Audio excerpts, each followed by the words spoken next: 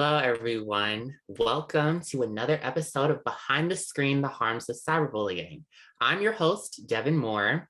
I am a Humanity Rising ambassador, founder of Race to Speak Up, an anti-bullying organization, and I designed the hashtag Behind the Screen Anti-Cyberbullying Curriculum. All right, and hello everyone again. I'm Dr. Randhawa. I'm a forensic child and adolescent psychiatrist working in the Chicagoland area, specifically specializing in helping youth work through the traumatic experiences related to being victims of bullying and also dealing with the repercussions of the effects from bullying as well. And as the host of Behind the Screen, we talk about the definition of cyberbullying, how to be upstanders, mental health, and we offer advice dealing with your bullying experiences. The topic for this episode is why do people bully based on a person's race and culture? Joining us today to talk about this is Dr. Janet Awokoya, also known as Dr. J. Dr. J is the CEO of Dr. J's Lounge, LLC, a racial, ethnic, and cross-cultural educational coaching and training company that provides professional development workshops to individuals, educational institutions, nonprofits, and corporations. Dr. J is a Nigerian-American scholar activist and educator who is deeply committed to improving the educational opportunities and outcomes of all students, particularly children of color and people with disabilities. Some Black Girls Don't Sit Together in the Cafeteria is Dr. J's flagship novel. It addresses the triple condemnation of being Black, an immigrant, and a young girl in the United States while navigating various sociocultural contexts, identities, and expectations from abroad. Thank you for joining us, Dr. J. We would love for you to tell us more about the work that you do. Thank you so much for having me. Peace and blessings, everyone. My name is Dr. Janet Awokoya. I'm the founder of drjslounge.com, where we have courageous conversations on race and identity in various nations. So my research actually focuses on the identity experiences of Black immigrants growing up in the US. We refer to them as 1.5 and second generation. And so what that means is that 1.5 means that they were born, let's say in the case of my research participants in Nigeria, they come to the US under the age of 12 and they grow up in the US. That's 1.5 generation. And the second generation are those that are born and raised in the US and they grow up in the US here. So the second generation. So my research looks at how they create their racial and ethnic identities and how they navigate it within different social contexts. And from that dissertation work that was at the University of Maryland came this book, Some Black Girls Don't Sit Together in the Cafeteria, which basically tells the story of Sheyi, who was a Nigerian immigrant child growing up in the US, and the issues that she faces with racism, colorism, and xenophobia. So look forward to talking with you more about that through the course of this conversation. Yeah, and I can unfortunately relate to Shay, who, like you said, is the main character of Some Black Girls Don't Sit Together in that Cafeteria, because I understand going through hate based on my skin color. The bullying that I went through led me to starting my Race to Speak Up anti-bullying organization. And I designed the hashtag Behind the Screen Anti-Cyberbullying Curriculum in order for students, parents, and teachers to get an understanding about what cyberbullying is, cyberbullying prevention, its effects, the mental health issues, and how to be upstanders.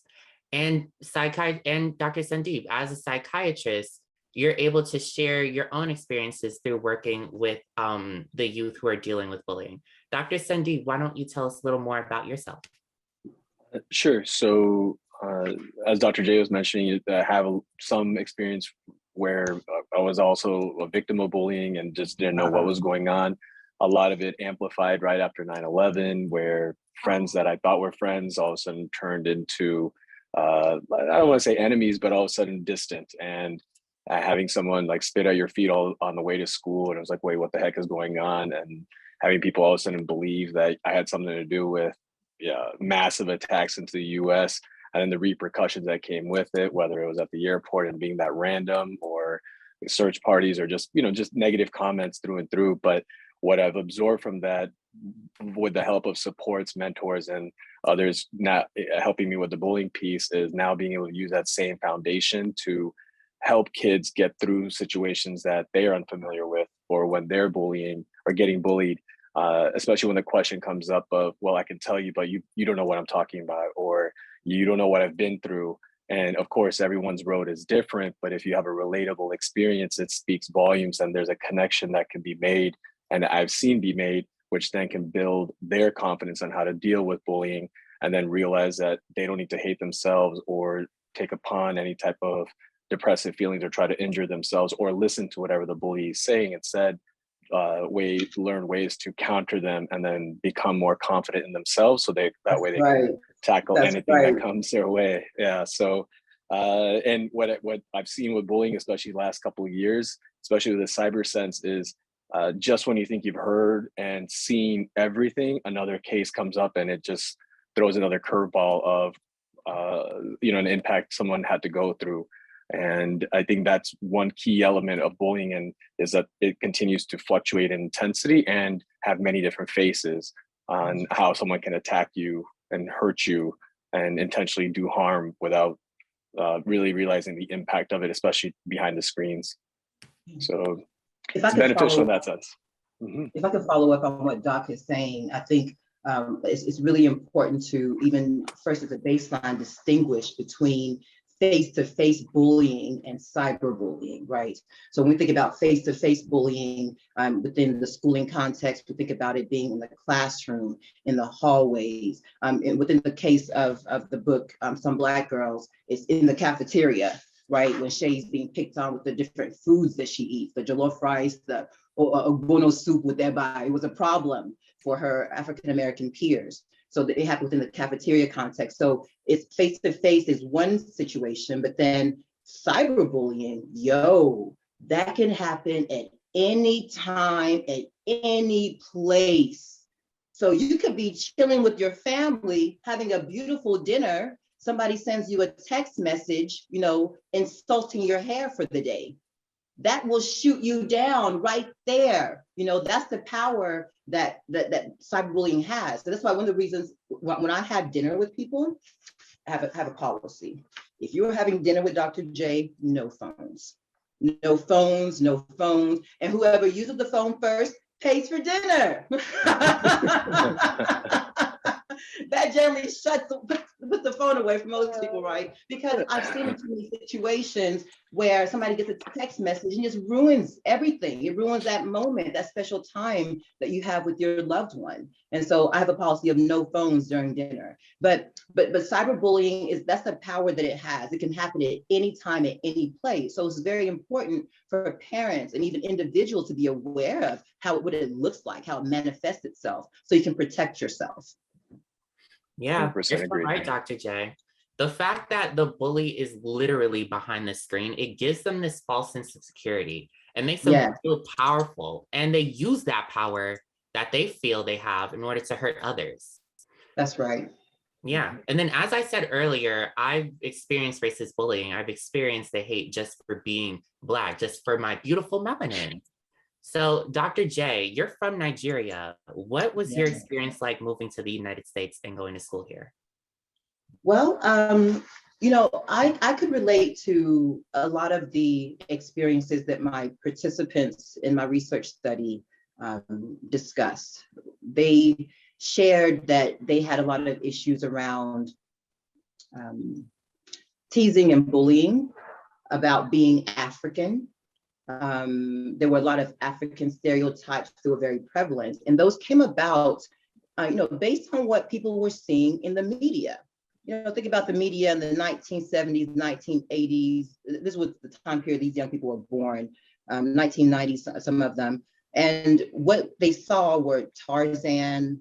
The parents may have read books like from John Conrad, Heart of Darkness, that described Africans as primitive, as evil beings, as cannibals. Africa as a dark continent. Don't go to Africa; they'll eat you. We're diseased. That's how we were portrayed. That's how Africans have been portrayed for so many centuries. Chinua Achebe even lamented about how Africans have been portrayed in the Western image for so long. Very negative, very hateful, in fact. And so for many students, African students, that is how their peers see them.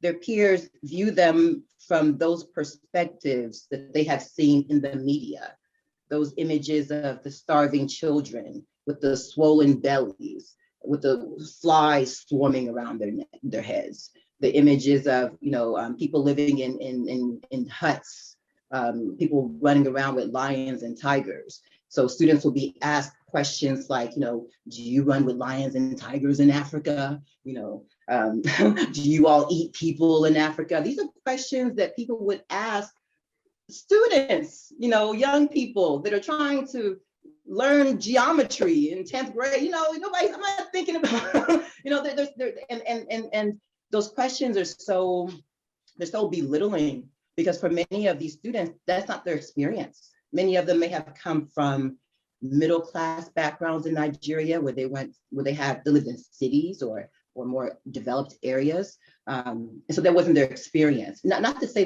that what I described doesn't exist. It absolutely does exist, but it wasn't the experience of these individuals. And what they found was that those images, those media images, those newspapers, the National Geographic back in the 70s and 80s, in the libraries, the way it portrayed African people wasn't with a very culturally critical perspective.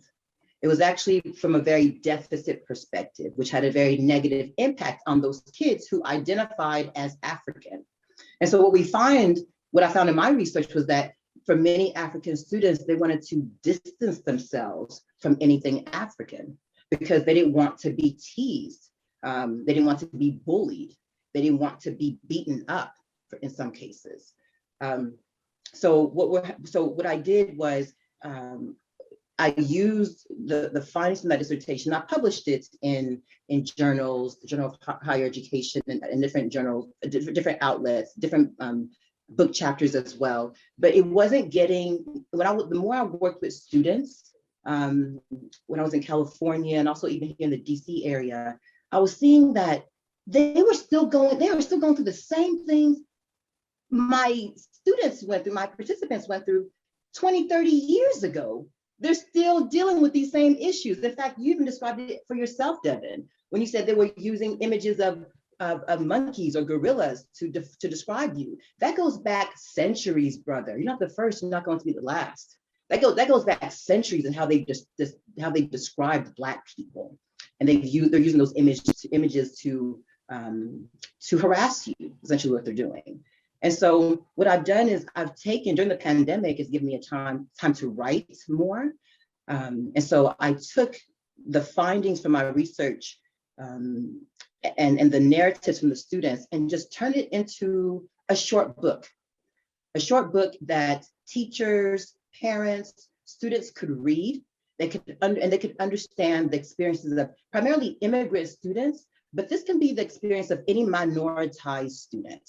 So any student that becomes a minority in a predominantly whatever context. So in this case, Shayi is in a heterogeneous racial context, but she wanted to be within her Black community, the African American community. She wanted to connect with them, and she wasn't connecting because she was seen as too different. She was seen as too African. She was seen as not Black enough. And what they mean by not Black enough is that she wasn't behaving in the norms and behaviors, or using the language that they use to communicate. So that othered her. And so by othering her, they bullied her. There was one particular student, Keisha Henderson. She is the queen bee, the ace boom coon. She ran that school. Yes. Yeah. Very beautiful, a very bright sister. But she was intimidated by Shay's difference. There's a scene where Shay's eating her ogbono soup, which is a traditional Nigerian dish. Very delicious, actually slimy. It looks strange. When you look at it, it looks strange, but it's delicious, I promise you. And she's like, what's that doo-doo soup you eating over there?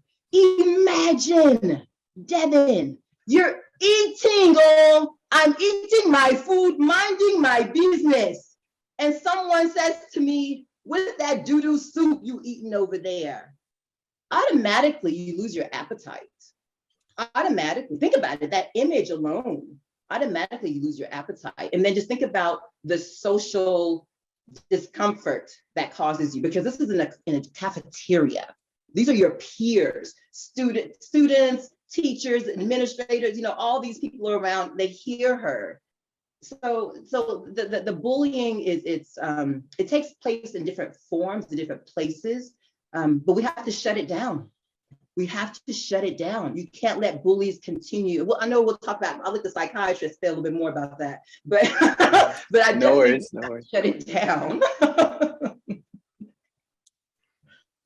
So Dr. Cindy, would you like to add on? I mean, and like, what has been your experience? Because you're North Indian American. So like, what's been your experience in school? And like, did you ever feel you were different? I never felt that I was different. But again, it was secondary to having a support system where, so my father, when he came to the country, had a turban and went through a lot more of this than I did, because I remember growing up, I wanted to wear a turban, and he would make it a point when I was in elementary or younger. He would tell me, no, when you're older, a professional, then we'll let you wear the turban. So it almost, I felt bad. I felt like rebelling against him just on that, because I was like, why are you keeping my culture away? I'm Sikh by religion. So the turban's a big part. And then I had cousins, and my grandfather would wear it. And so I'd want to have that type of identity. But then later on, found out that when he came to the country as a pharmacist, he got basically bullied due to his race, due to his culture, and really kind of looked down upon by doctors that he was prescribing or dispensing medicine for. So that then led to him cutting off his own hair and removing his turban, which is a huge thing against our religion. But he had to conform to the things that were going on in the US. And this was Chicago circa 1970. So that was kind of the underpinnings in the household, but it led to him saying, basically, you're strong, you're not different than anybody else. Basically, if anybody else can do something, you could do something. But I grew up in Iowa, so I didn't really experience a lot until, like I was mentioning, 9/11 happened, and overnight it felt like a different series of things. But looking back, as Dr. J was mentioning, there would be underpinnings of things where we would tease each other and not really think too much of it until I think I got older, where those that would see TV, like for instance, The Simpsons, Abu, doing the classical Indian thing, but it didn't really affect me much at all, actually. It would be just kind of a joke, be like, all right, cool, well, nothing past it. But then as I got older and after the 9/11 thing happened, it was, nobody really knew Islam versus Hindu versus Sikh or anything really, but they would just make comments like, oh, if they come over, or if I met them, you must pray to like 15 different gods, and you can't eat cows because you have to marry them, and small underpinnings such as that, right? And it would be ridiculous type of scenarios. But what I ended up starting to do was just embrace it and not give it more attention than it was needed, and try to learn how to do what we describe as like the paradox of what someone's expecting. Because as someone's trying to bully you, they're intentionally trying to hurt you and hoping that you'll react, and then they'll know that they got under your skin. So I really started working on navigating the opposite of what they would expect, even if it bothered me, just so I wouldn't give them that gratification in the moment. But it took a lot of practice to get to that point. And again, it was related to the supports I had, because there'd be days where I'd be like, well, shit, am I doing the right thing? Or, I don't want to go to school tomorrow. They're going to make fun of the smallest thing. But the more I started to embrace it, the better it got. And the more I was able to flip it on them, the easier it got as well. And that's something we incorporate even in the unit sometimes, where, like Dr. J was mentioning, if someone were to say that in the classroom or cafeteria where you're drinking doo-doo soup, now what we try to practice is have the person agree to it, because it doesn't really make a difference if you're going to challenge them or try to educate them. It's past that. Instead, doing the opposite of what they expect. So for instance, maybe going, again, I haven't read the book yet, but something along the lines like, oh yeah, this is so delicious. You know about it, right? Because how else would you know about doo-doo soup, right? Because you've had it too, right? And kind of neutralizing it with a little bit of humor. And then basically, if you neutralize it with humor, the other person at most can do what? like say, no, I don't know about it. Be like, you just called it doo-doo soup. How'd you know that's the name? Right? So you turn a negative into a positive, but it takes, again, that practice in the moment, because our gut reaction is usually to defend, walk away, or react. But like we've been saying, bullying has many different faces. And once upon a time, once you left the school, you were good for at least 14 to 16 hours. Now you could leave school and someone could take a compromising photo of you or whatever, post it, and there goes your night when you see it on text or social media. Exactly. That's a very interesting concept, though, because Dr. Sandeep, I remember when we met up and you were talking to me and the other people that we were with about how you turned the negative into a positive by doing what you said, like by someone saying something so hurtful to you and you just kind of agreeing with it and doing the unexpected. I think that's a really interesting concept that people can do, not all the time, because there are definitely times where it's too much and you just may not know what to do. But I just like thinking about it is really interesting because like bullying has so many different aspects, and there's different ways to like dive in on like how to retaliate. I don't think I want to use the word retaliate, just kind of like what you can do in those instances. And so I think that's why it's really good to have an anti-cyberbullying or just an anti-bullying curriculum like hashtag behind the screen in schools to really start that conversation and really like understand how, like, what is bullying, what isn't bullying, what's right to say, what's not right to say. We need stuff like that in schools. Absolutely. We need for the teachers to understand that too, because the teachers, that's a whole nother story. Because if a teacher is seeing someone, if a teacher is seeing two students, one of the students is continuously being rude and hating on another person, say like a Black person for their culture, a Black person for their skin color, a Black person for whatever that makes them Black, that is not right. And we need something that allows for them to understand, at least just know that that's wrong. And at least just know that you need to do something about it. You need to figure out, what can we do? And that's why we have this curriculum to help not only students, but also teachers and parents as well understand cyberbullying and understand these misconceptions, because there's way too many misconceptions when it comes to bullying. And so that's why I'm happy that, we have Dr. J's books, Some Black Girls, because we're able to understand from Shay's perspective. We're able to see this Black girl trying to just fit in with, or this, Nigerian American trying to just fit in with other Black girls, someone that looks like them, but not being able to fit in. It's almost terrifying because that bullying it distances you from your culture. It distances you from what makes you almost. It makes you lose connection with yourself. So that's right. So I actually want to make a few points, if you don't mind, Devin, from what you just said there. The majority of the teaching force that we have in the United States is white teachers, white women in particular. And so what we found is that many white teachers aren't comfortable talking about these issues around race and identity because, one, they have not had to explore their own racial and ethnic identities before. They have not had to really unpack it because white people have been the majority in the US for many centuries now. And then two, in many of our teacher education programs, they may or may not take a multicultural education 101 class, but they don't get really in depth in how to, address issues of race and identity and bullying, racial microaggressions, all these issues that happen with minoritized populations. They don't learn how to address it. And so when they see these issues happening within the school setting, they don't know how to respond. Oftentimes they'll just look the other way, or if they're brave enough to say something, they'll make a general statement, simmer down, be quiet, okay, stop it. But to actually interrupt the bullying, to stop it, to correct it, to educate the students that's doing the bullying or correct the students that's doing the bullying, many teachers aren't able to do that. They're afraid to do it for a variety of reasons.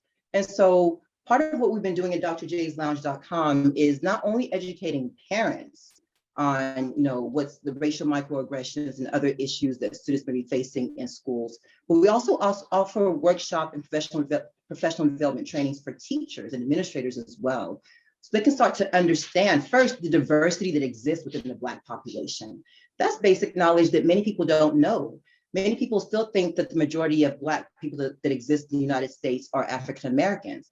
While they are, the majority are, 1 in 10 Black people in the US are now immigrants. It has been the immigrant population, the Black immigrant population has been growing for decades now. And it hasn't been until, during President Obama's presidency that people started to really identify with the African continent. He's half Kenyan, half white. So, these issues, many teachers don't know how to address these issues. They haven't been taught how to address these issues. So one of the things that we have to do within the field of education is start to have real and open, courageous conversations about race and how race operates within the schooling context. If we don't do that, we'll never get at these real issues. And we also need to educate our students and staff and families about the diversity that exists within the Black population. We had, and I'll just a quick rundown. I'll start from the 8th and 9th century. Go back there. The 8th and 9th century, CE, we had the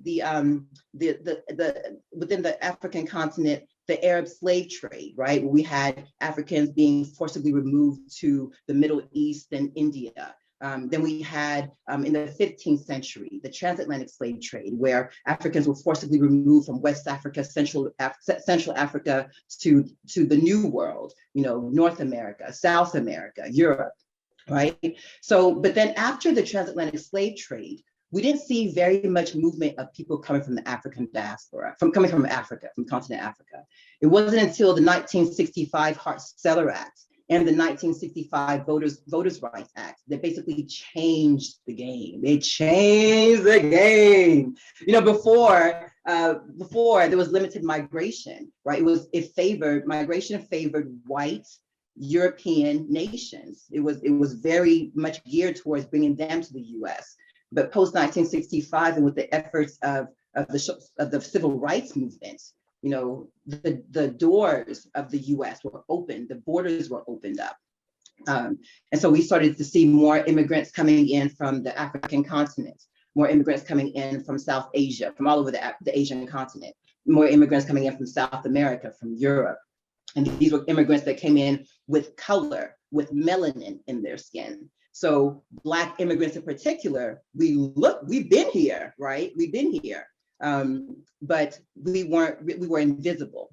We were invisible to the US population because they were categorizing us as African-American, not Nigerian. There was many situations where I was in school where they would ask me, where are you from? Because when I first moved to the US, I had an accent. It was through ESL, English as a second language, that and people really discouraging my parents from speaking Yoruba to us, that you hear this now very American accent. But don't be fooled, though. I can pick up the Nigerian accent. And that's just from code switching, right? You learn that from being around your people. Yeah. But these are issues that are brought up within schools that teachers are not aware of. Right? They don't know the diversity that exists within the Black population, but it's been diversifying. The US population has been diversifying for decades now. And so now we need to educate more people. So that's how this, the healing starts to, and the healing and the forgiveness starts to happen. Once we start to educate each other about our histories, our traumas, our experiences, our understandings about life. That kind of interaction, that kind of dialogue, that kind of elevated consciousness, that's what helps us to grow together as a society. Yeah.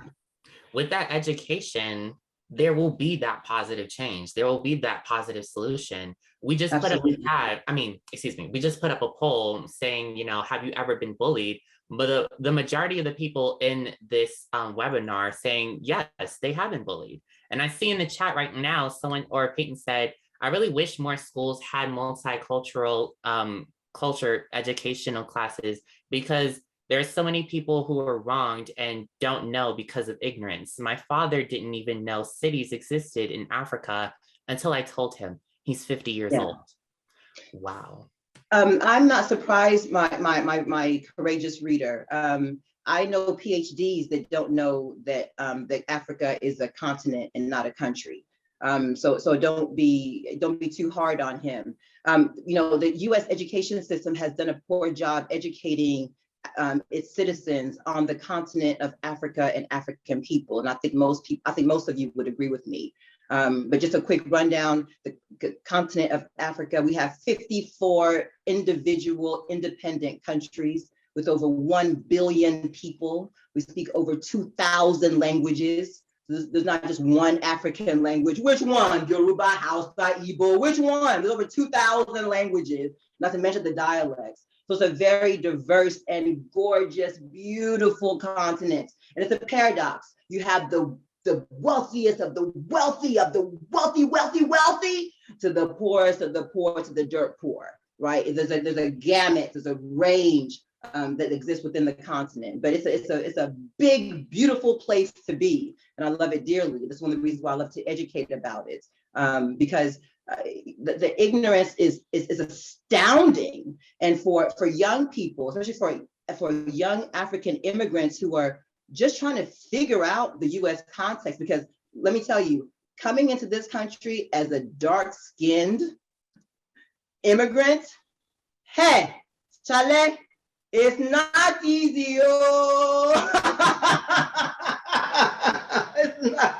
It's not easy, oh. Between the xenophobia and the colorism, and depending on your your class status, you know, I pray you come in with middle class or upper class background, because being poor in the U.S. is not cute, right? So when we think about all these issues, it's really important to educate our African brothers and sisters who are coming here. It's really important to educate people who are really thinking about relocating to the U.S., you know, to live here, because all we see in the media, I remember as a young person, all we see in the media is the Hollywood, honey. You just want to go to Hollywood, California. You just want to be in Hollywood. The trees are made of dollar bills, $100 bills. The roads are made of gold. You know, life is beautiful and everything is California and sunny. Man, you come here, reality sets in. Reality sets in. So it's really important for us to share with our people, both domestically and internationally, what is really happening. What is really happening? Because you can drive down the street looking like me and get shot, depending on where you are. Think about what happened to George Floyd. George Floyd was my skin color. That brother's not too much different from me, right? People like him, just everyday things, walking down the streets in the US, you can be gunned down depending on where you are, absolutely. Doing nothing, going to a Starbucks and sitting, minding your own business, you know, waiting for a friend before you order coffee. That's not unheard of. I do that, right? But they're harassed. Black people are harassed. Having a barbecue, harassed. Walking your dog, you're harassed. I mean, it's like, just because of skin color, because of how people have been socialized to think of Black people. It's called Afrophobia. Look it up. Afrophobia is pathologizing the entire continent of Africa and its descendants. It's viewing us as primitive, diseased, undesirable. It pictures us as ignorant, as non-contributing to human society. And it's based in white supremacy. It's based in white supremacist thought that has been perpetuated in our literature, in our media, in our conversations with each other. It has perpetuated everything. That is why our students don't know their own histories. Why is it that students are leaving, they're graduating with PhDs, and they don't know that 54 countries exist on the continent of Africa? Why are students leaving high school and don't know that one of the richest men in the world was Mansa Musa? Mansa Musa from Mali. But no, they know about Jeff Bezos and everybody else, but they're not taught African history. They're not taught about African peoples, and they're denied their heritage. They've been denied their heritage. And what that does is it makes you feel less than. It makes you feel like you don't belong. Yeah. It makes you feel like you don't have history. It makes you feel like your people don't deserve anything better than what they have. Why? Because that's what has been taught. That's what they see. So until we start to change the narrative, counter narratives, and critical race theory, I know there's a lot of debates within education about this, but I really wish that people would read and study the roots of CRT before jumping to conclusions. Critical race theory is a perspective on race. It's an analytical tool that came out of the 60s and 70s social rights movements and the civil rights movement in the US to try to understand why is it that even after the Emancipation Proclamation, even after the abolition of slavery, Black people are still at the bottom. We're in the prisons. We're doing the worst in education. We're the poorest of any group. Why? Why? So critical race theory, it attempts to understand how race operates in the US. So I really wish that, and I know, and this is moving to a different conversation. I hope that we have this again in the future, but I really encourage your readers to take a moment and look up critical race theory. Study Dr. Derek Bell, the founder, the father of CRT. Look up Dr. Derek Bell. Look up Dr. Kimberly Crenshaw. Look up Dr. Marvin Lin. Look up Dr. Daniel Solorzano. Look up Dr. Tara Yoso. These are scholars. These are brilliant scholars that they're looking at how race impacts minoritized people in schools. They'll let you know that, look, if you have these kinds of practices, policies in your schools, they don't help marginalized students. Instead, what helps students is knowing about their history. That's what helps students. What helps students is knowing how racial microaggressions impact them and how they can fight against it. That's what helps students. What does not help students is saying, oh, let's all hold hands and get along. And oh, I don't see color. You are a liar. You are a liar. I remember people telling me, and this is before I took the course on critical race theory by Dr. Marvin Lin at the University of Maryland, College Park. And I remember, man, it was because of that class that I created my dance fitness program, Zakosa Fitness, because I needed an outlet to move my body, to remove those toxins and negative energy I was receiving about how Black people were perceived in the West, how people like me were being viewed as undesirable. How dare you? I am Hannah. When I would read that literature, Hannah, I would be so upset, right? So I needed an outlet, and I used dance fitness, as an outlet to release that energy. Because when you're being told that you're less than in your school books, imagine in your school books, in the videos, the movies they will show of African people with plates in their mouth. They will show the most exotic, the most primitive. They would never show cities. They would never show the sprawling Lagos. Hey, go to Abuja, go to Lagos, sprawling cities. Some houses are bigger than what y'all have here in the United States. Yes, honey, yes, because there are millionaires and billionaires in Nigeria. We have oil, baby. What do you think? Yes. And now there is corruption as well. That's a separate conversation, right? That's a separate conversation, right? But the point is that people aren't educated about these issues and these realities. And it's sad. It's sad, like our young, a courageous reader that commented said about, his father not knowing, about Africa. That is the reality of many Americans. But thanks, I'm thankful nonetheless, because now you have people like me I like to refer to myself as the Immigrant Whisperer. We have people like you. We have people like, the individuals here that are learning through conversations, through courageous conversations. They're learning by traveling abroad. They're learning by watching documentaries on YouTube by people who live and learn and work in these countries. So, now people are learning. So I'm thankful. But now the impetus, the fact is that the reality is that we have to continue to have these conversations, continue to have this learning, continue to have these very tough dialogues about how certain people are mistreated in this country.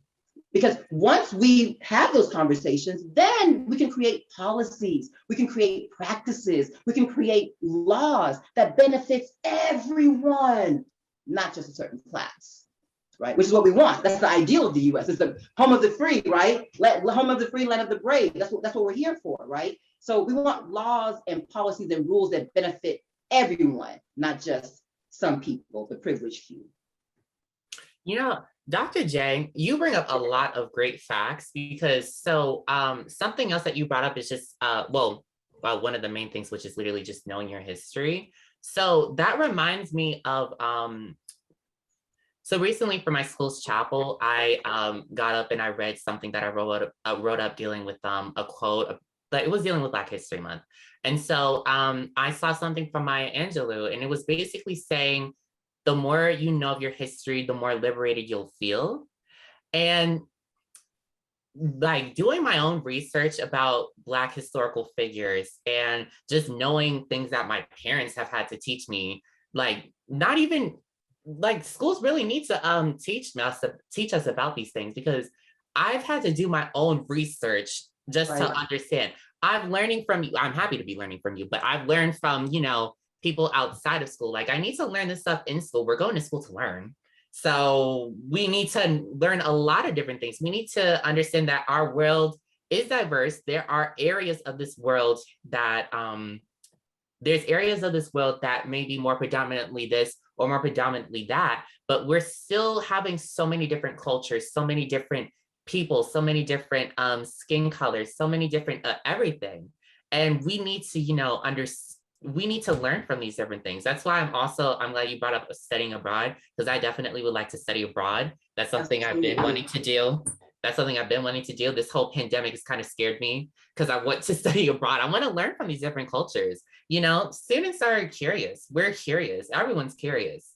And so we need to learn these things. We need people who are able to educate us, like yourself, and like all these different educators who understand the misconceptions, who understand that there's different variations, that there's different colors, there's different everything. We're all human. If you really look at it, like scientifically, there's really only one race, and that is the human race. Right. So let's focus on that. I see another, so let's take a look at the chat. So I'm glad we're having a lot of great things said in the chat. Emily said, it took until this year, my junior year, to learn about the Little Rock Nine, even though they were a huge part of taking apart segregation. And we didn't even spend more than maybe 10 minutes on the topic. Even then, we learned that time is so long ago, but the people who threw acid on Black students for trying to go to school are still alive today. Right. Wow, let's continue on. I see another comment. Okay, so Ethan said, on another perspective, I've seen racism and prejudice towards other Asian Americans, especially during the recent rise of the COVID pandemic. Even with Asian Americans simply trying to engage in conversations and connect, they were blamed for the incident when they themselves are not directly responsible and don't deserve the blame. Dr. J or Dr. Cindy, would you like to add on? Would you like to say anything about this? Dr. Cindy, would you like to start? I think that goes to Dr. J, your point earlier, where sometimes when you have a medium level of your own culture and there's your own culture or your own, let's say technically race, will hate on you for not being, intense enough to match what they are. So you find yourself stuck. And I can speak to at least the Indian community.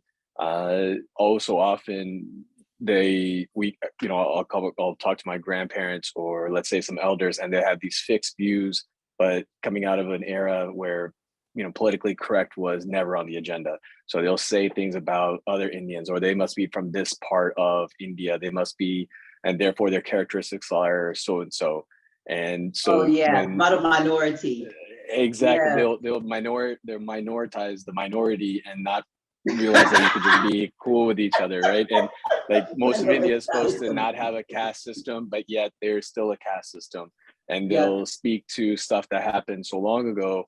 And I think overall, just PC culture hasn't really caught up, even within America, where we're now starting to take accountability and apologizing for things that have happened in the past. And I think until that really starts from the top, the curriculum in school is not going to change. And all the more reason for something like what you're doing, Devin, is great, because I see bullying as on a day-to-day, you don't know where, when it might happen, or you may, if it's happening repeatedly, but each day can be different. It's almost like going to war.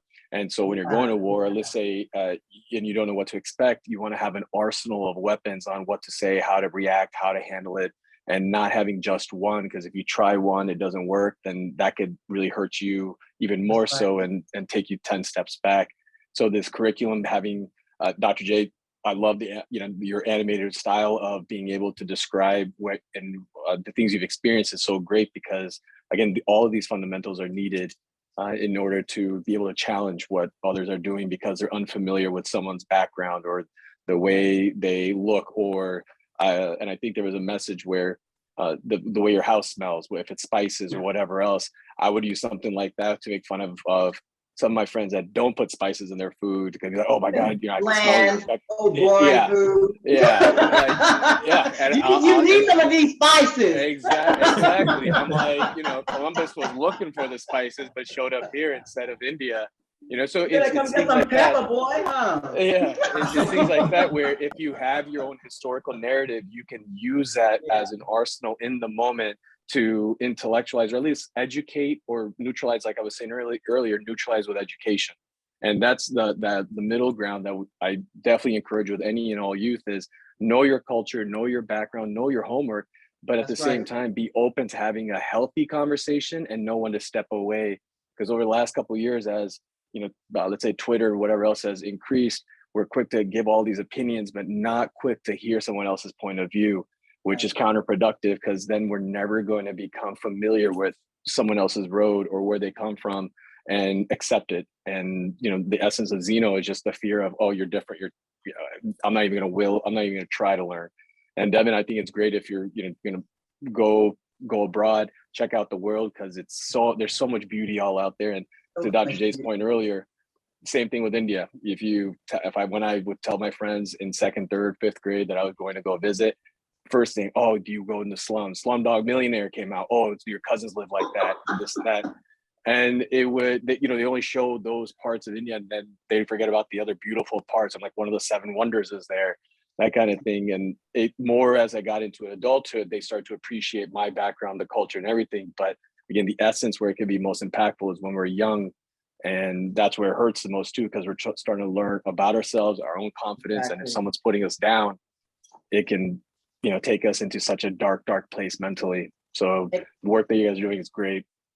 Absolutely. And it's really important for parents to understand what their children are going through, right? Because when I think of immigrant parents, their reference point is their country of origin, right? They're thinking Nigerian, Indian, name the country. They're thinking, look, this situation in the US is better than what we had in our home country. We came here to build a better life for you, for opportunities that were not available for us in our home country. So this is a good situation. So you just need to ignore them. This is the kind of advice parents would give, immigrant parents would give. Ignore them, ignore them. Don't mind them, or don't mind them. That will take you only so far. You have to, like Dr. Sandeep was saying, you have to have an arsenal of responses. You do. You have to be able to neutralize the situation as necessary, or come back with something humorous if you're funny. Not everybody's funny. So if you're not funny, you may want to watch some comedy acts before you try that, because if you don't come quick with the humor, if it falls flat on your face, that's more fire they're gonna throw on you, right? So you got to know how to neutralize it according to your own comfort level, right? And that takes time and practice. It takes practice, and it takes conversations. It takes being able to even talk to your parents. And parents need to be aware of what's happening and not just give the advice of ignore it. Ignore it is not enough. They are harassing your children. They are bothering them in the school, in the classroom, in the hallway, in the cafeteria. Your children can't focus on school because they're being harassed. So parents, I need my immigrant parents to raise their consciousness about what's happening to youth in this country. Racism is real. Xenophobia is real. Anti-Blackness is real. The darker you are, the more heat you're going to get in this country. That is the reality. So since we know that, now what kind of strategies can we implement to protect our children, to protect ourselves, to protect our mental health? Our mental health. Do you know how exhausting it is to think through how you're going to navigate a bully? Do you know how mentally exhausting? Hey, am I wearing the right clothes? Hey, do I have any holes in my clothes? Hey, is it too bright? Does my skin look too dark? Does my skin look too? This is not, no, don't mind you, not to mention, I haven't looked at my homework yet. I'm still focused on how do I look, because I don't want them to pick something out on me to tease. That is, my people, exhausting. It's exhausting. And then you have our food, our delicious, home-cooked, delicious, nutritious, satisfying, smell goodiness. I made that one up. Food.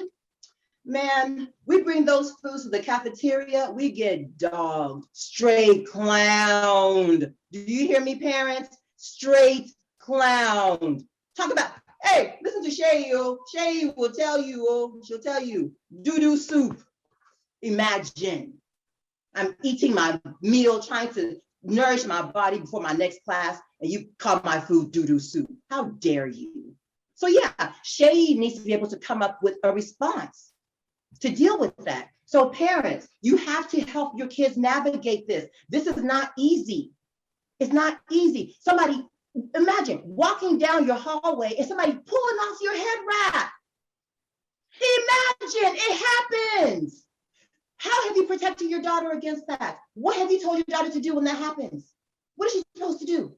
What is she supposed to do?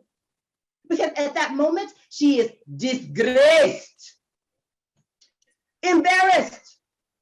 So what tools have you prepared her with? These are the kinds of conversations we need to have with our kids, because we're forcing them to navigate it on their own. That's not fair.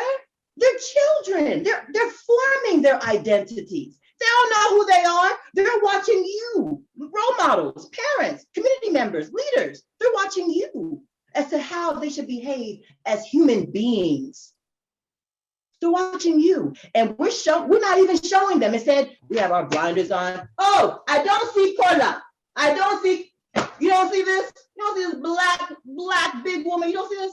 You don't see this. It's a lie. Quit with these lies. You see color. It's okay. We come in all colors, from the whitest to the darkest. It's okay. That's how God made us. We love it. Melanin popping. It's y'all that have issues with it.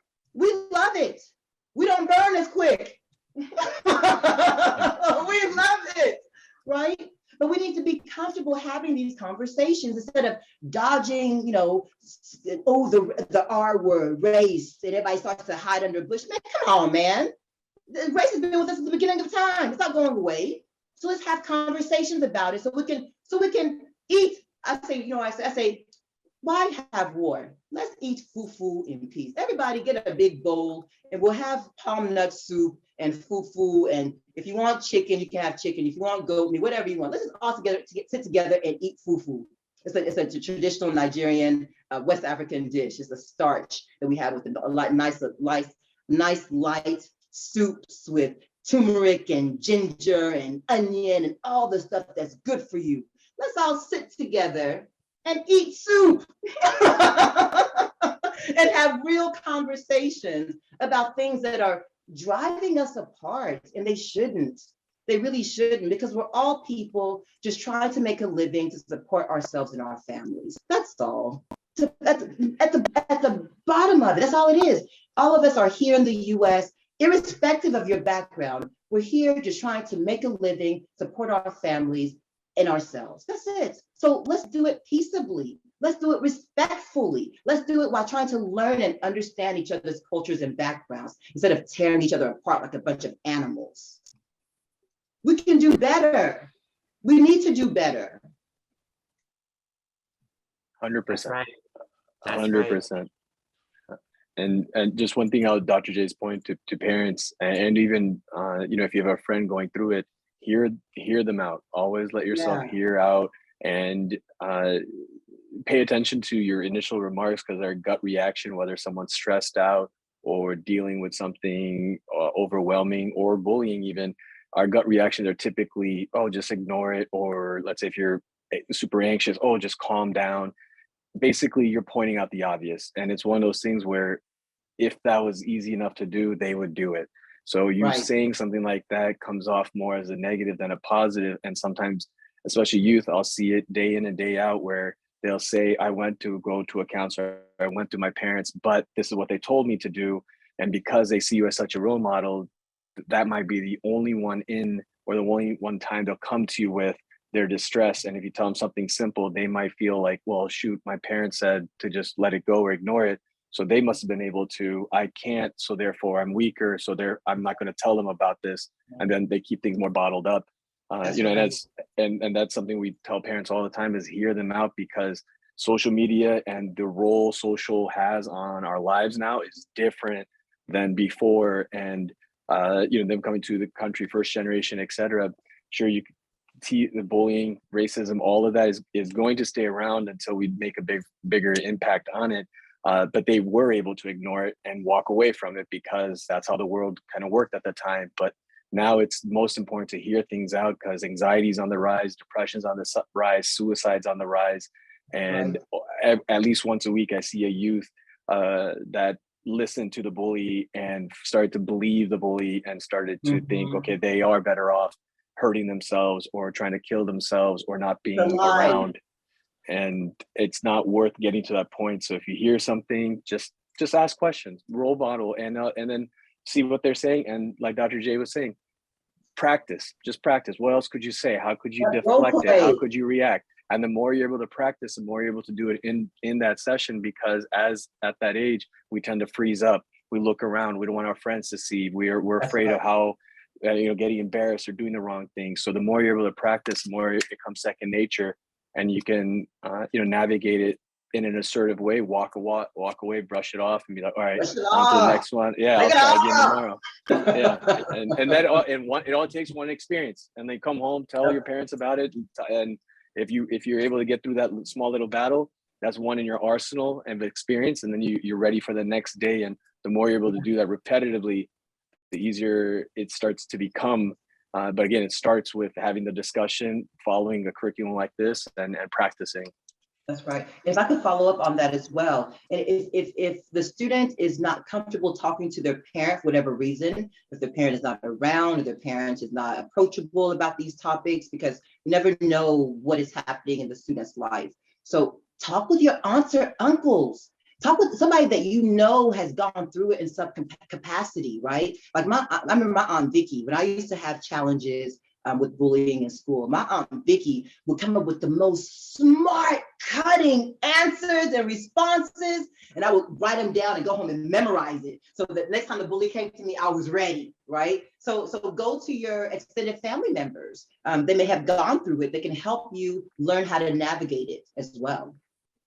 Yeah, just find somebody you can see as a confidant and brush those things off. And like Dr. Jason mentioned, just do that, get it off your chest, vent, and then that allows you to make up different styles or ideas or ways to navigate it, and create it from there. So hopefully that can start the process and go from there. But yeah, otherwise a curriculum like that, like Devin's creating or has created, is I think so essential to start practicing navigating and getting familiar with it. So it's more of a common than it is something that we're unaware of.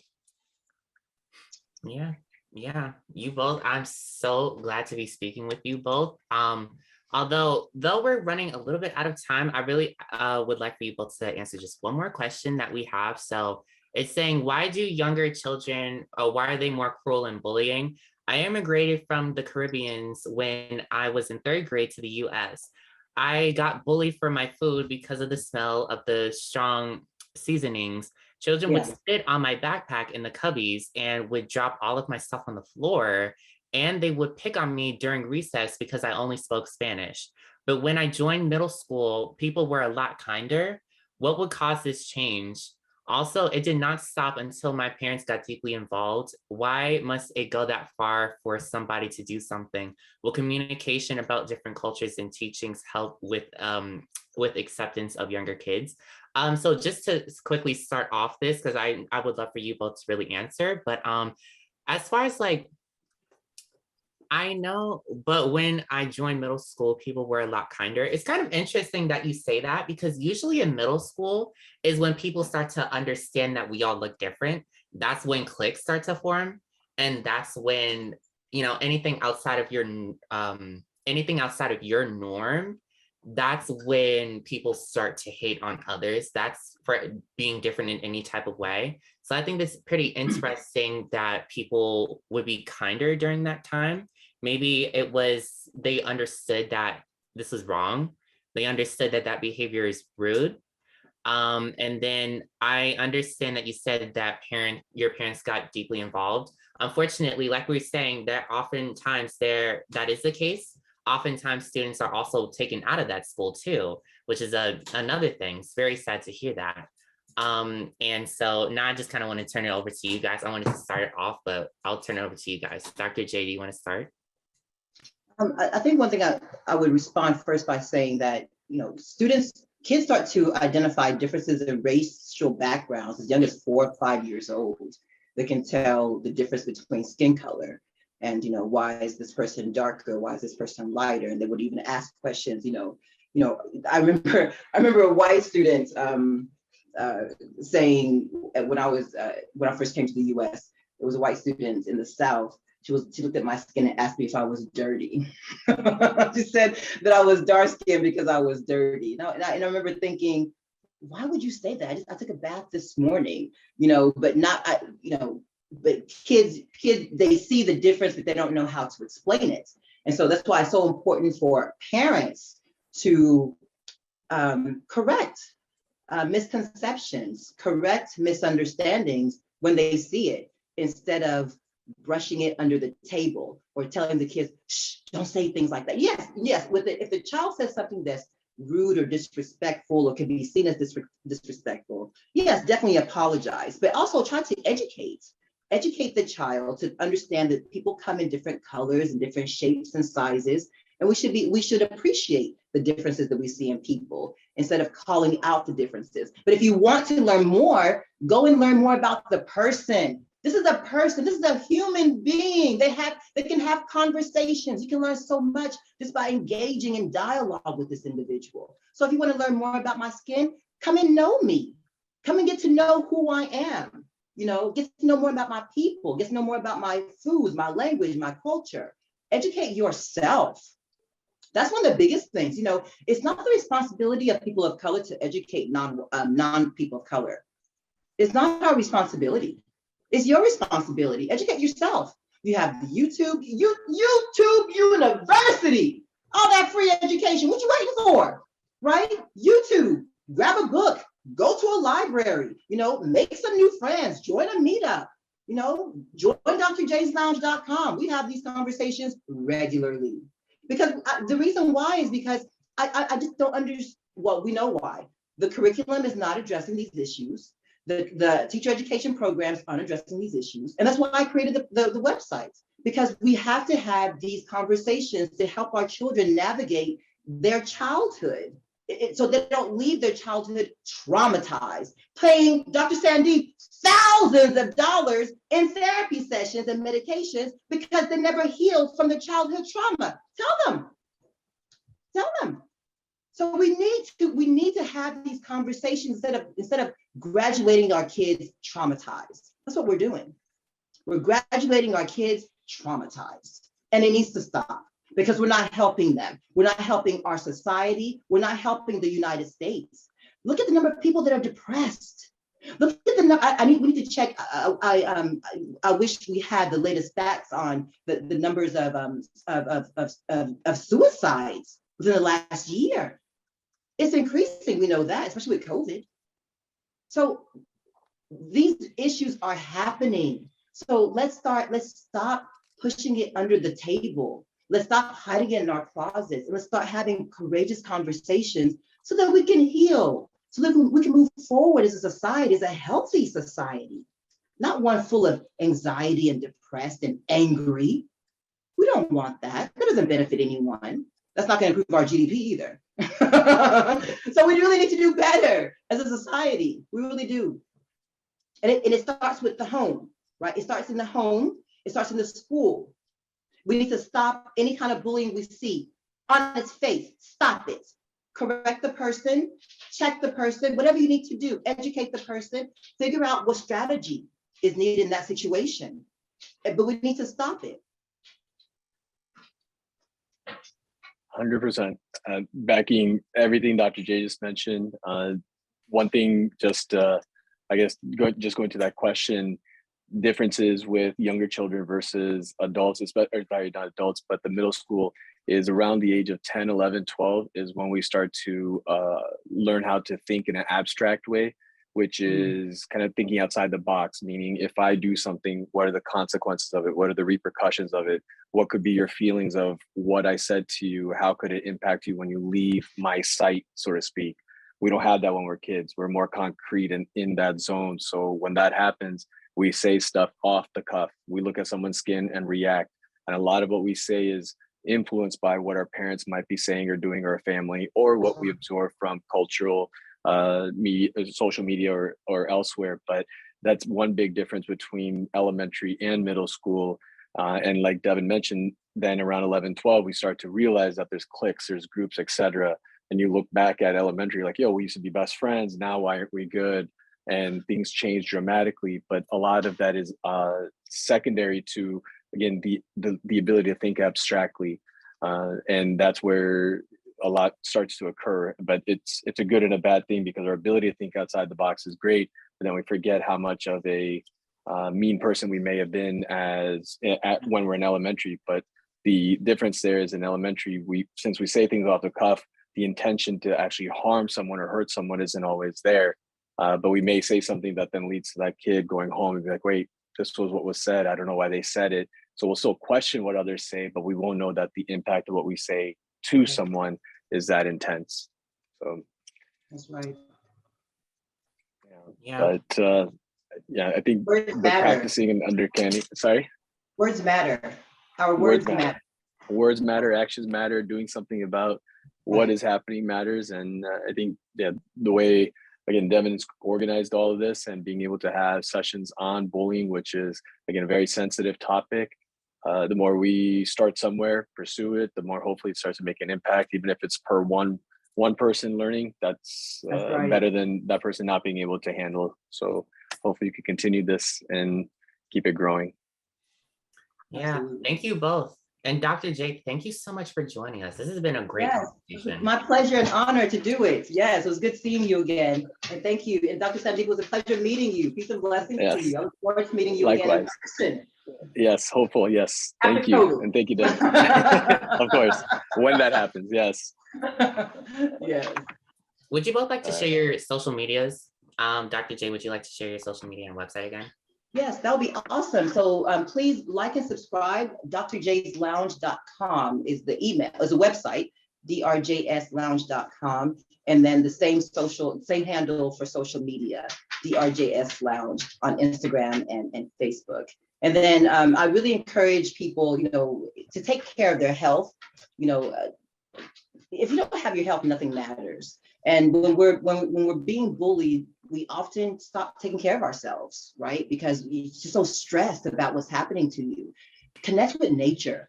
Go for walks. Go for nice, long, quiet walks. You know, exercise your body, dance, do things for yourself that makes you feel good. It's really reconnect with your culture, learn your language, whatever makes you feel whole. Definitely focus on self-care. So that's one of the things we definitely emphasize in drjayslounge.com in one-on-one consultations, as well as in the dance programs that we offer. So please connect, stay connected, and stay healthy. Please stay healthy. Thank you. And Dr. Sandeep, would you like to share again?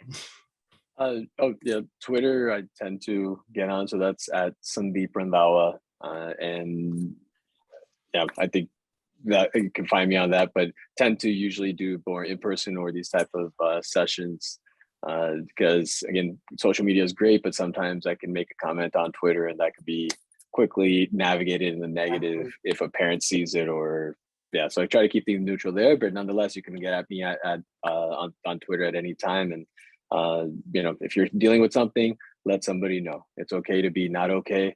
Everyone goes through things, and again, it's easier said than done, but it starts with just saying something, whether it's your friend, whether it's your confidant, whether it's your parent. You want to know that they usually should have your best interest at heart. So it starts with you letting them know so they can help you deal with whatever you're dealing with.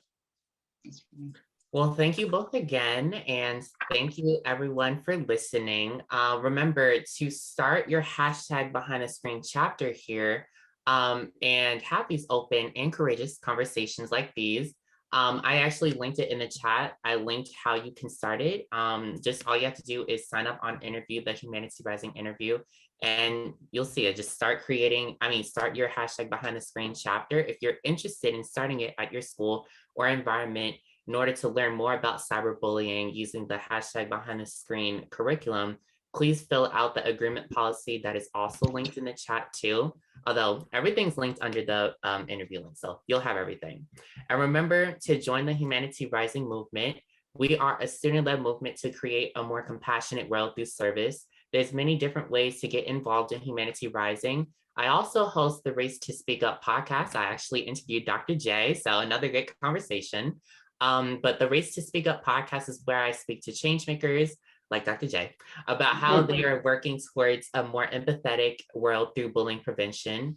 Updates about the podcast and updates about this live monthly webinar can all be found on my social media, which is just at Race to Speak Up on Instagram, Facebook, and Twitter. Visit humanityrising.org for more information as well. And you can also visit my newly launched website, which is racetospeakup.com. Everything is linked in the chat. Thank you all again for joining us. And if you have any questions about the monthly Behind the Screen webinar, feel free to contact us at ambassadors@humanityrising.org. And yeah, so hope you all have a great night. Thank you again, and we'll see you soon.